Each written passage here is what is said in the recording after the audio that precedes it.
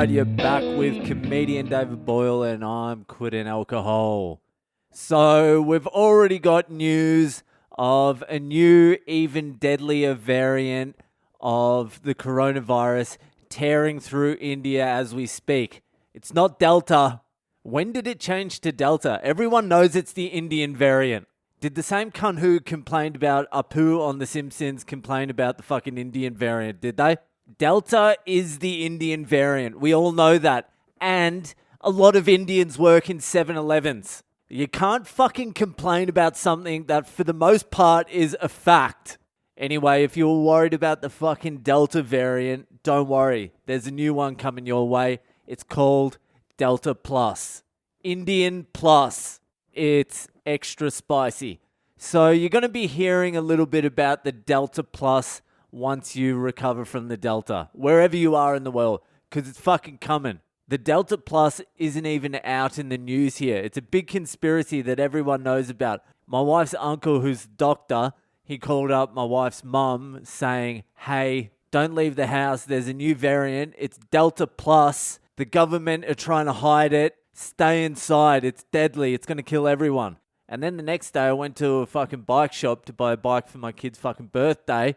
And the guy selling us the bike is like, we're probably going to go into another lockdown next week because of this Delta Plus fucking variant. So if the news is already funneled down to the fucking bike guy in India, then it looks like we're going to be back in lockdown pretty fucking soon.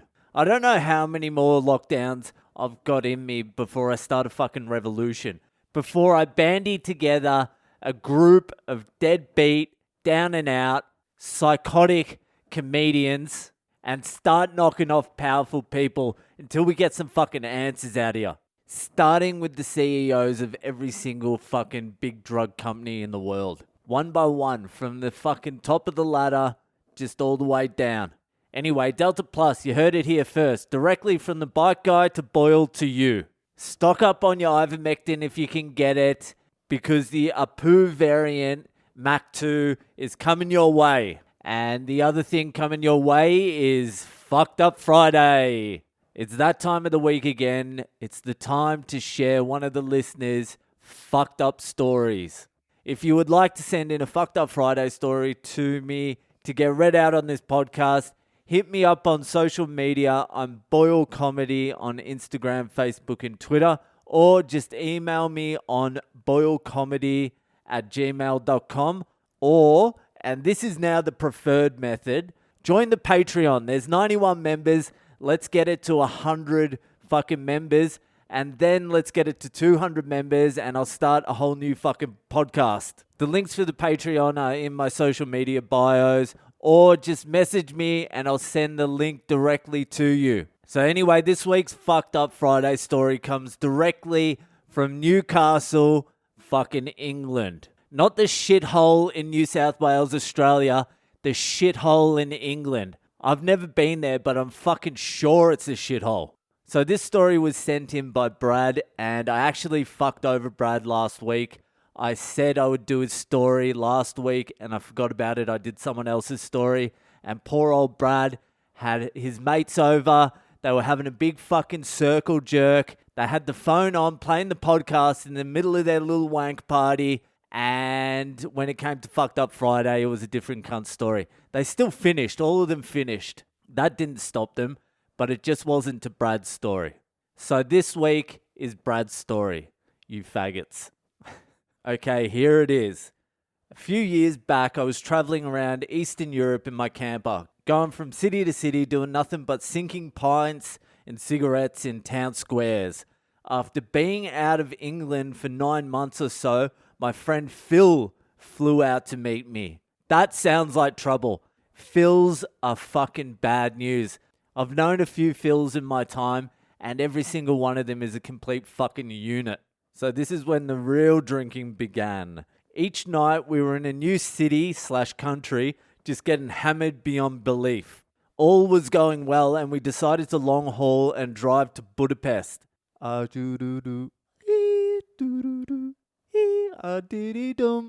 Tell me what good reason why I should never be.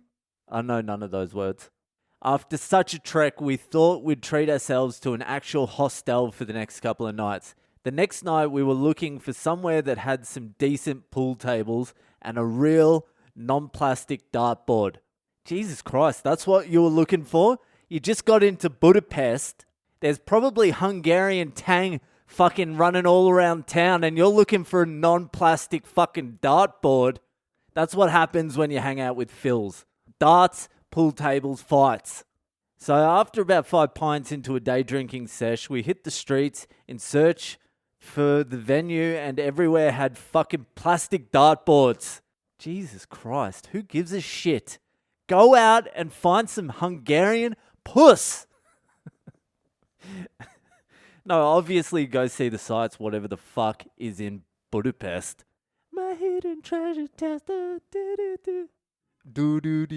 Boop. It wasn't until we walked about an hour and a half away from the city centre until we found a suitable venue where we could actually play some darts. That's the end of the story. Well done, you found your dartboard. Thanks for sending in the story. I can't believe you walked an hour and a half just to play darts.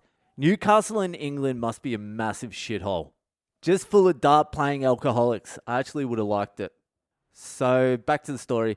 We head into this place. You need your ID to rent tables or boards. So, Phil's getting pints in and I'm sorting the rental out. Next to me, I see a guy handing his ID over, which looks American. So, we hit the darts and start getting smashed. On the board next to us is this guy from America with all his mates. Turns out they moved from LA to Budapest for porn, as the models are a lot cheaper here.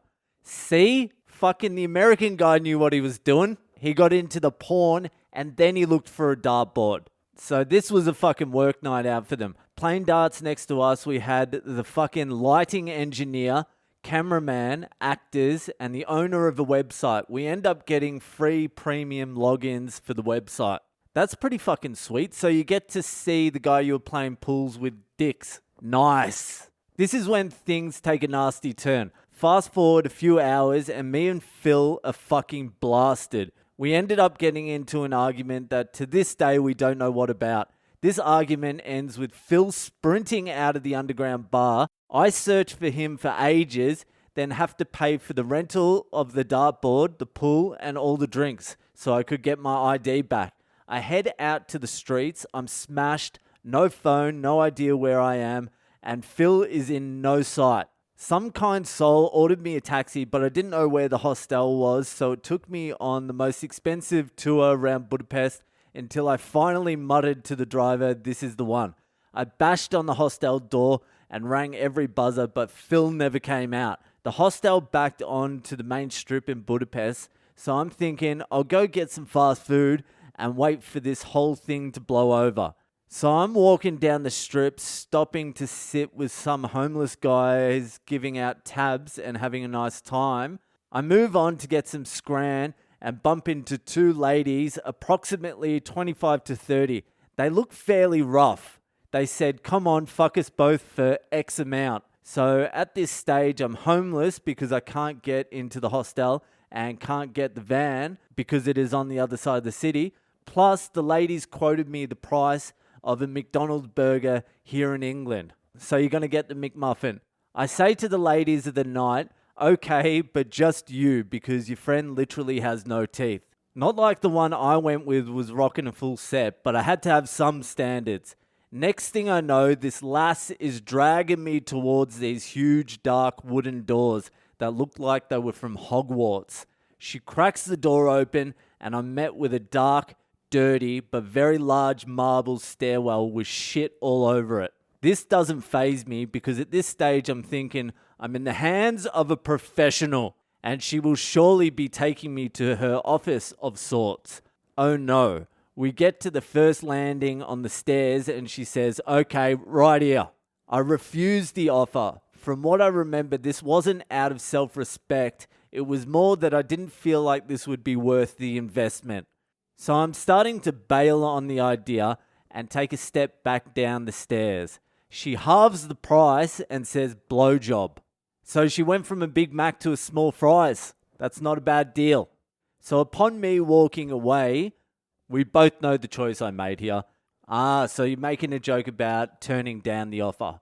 How about you leave the jokes to me, and of course you fucking took it up. All was going smooth until I heard those huge Hogwarts doors go. I panic and go to pull my pants up, and she says, no, it's fine. Next thing I know, I see her partner in crime, the girl with no teeth, come walking up the stairs towards us holding hands with a customer. The customer to this lady was none other than a fully dressed Hasidic Jew. I don't know, the fucking image of that just fucking makes me laugh. One of those Jews with the fucking hats and the curly fucking sideburns just walking into some Hogwarts mansion, getting a heady from some whore with no teeth. Oh. Whilst I was still receiving a piping, me and this guy lock eyes. I seen the fear in him, and I'm sure he's seen the fear in me as the curls of hair and the rim of his hat swish past me as they head upstairs to the next landing, I assumed.